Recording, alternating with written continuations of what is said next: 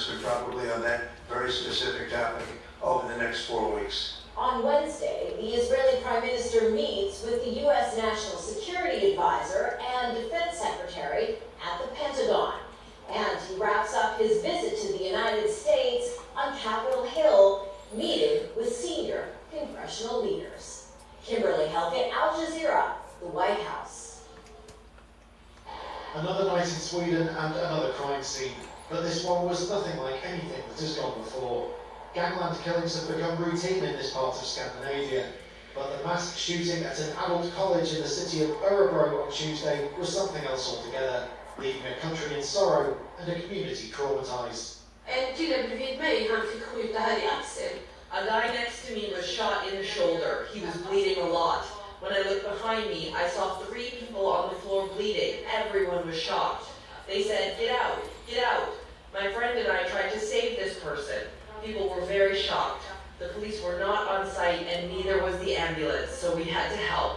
I took my friend's shawl and I tied it tightly around his shoulder so that he wouldn't bleed as much. Police said they believed the suspect was among the dead, acted alone, and was not a gang member. Swedish media reported he was a 35-year-old man and held a gun license, but his identity had not been released on Tuesday night.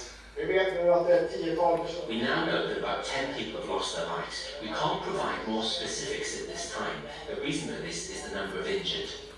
The killing began at about 12:30 in the afternoon. Swedish Prime Minister Ulf Kristersson called it a nightmare that no one should have to go through. It is difficult to take in the magnitude of what has happened today. The darkness that is falling over Sweden tonight. What simply cannot happen has now also happened in Sweden. The questions over how it has been allowed to happen are only just beginning. Sweden has faced unprecedented levels of violence in the past 10 years. January had already seen a series of gangland shootings and bombings, but a crime of this nature has left the country in shock. Paul Rees, Al Jazeera, Stockholm. Canada may have turned the corner, but the Prime Minister says the threat isn't over. We still have to stay strong as Canadians and be proud of being Canadians. There's a lot of work to do over the next month. One day after U.S. President Donald Trump put a 1-month pause on his tariffs, much focus is here, the nearly 9,000-kilometer border between Canada and the United States. There's a lot at stake here. This is not naive, this is real. This is the largest economic relationship in the world. The Public Safety Minister promoted Canada's $1.5 billion border plan, which includes new helicopters and drones and plans to crack down on fentanyl.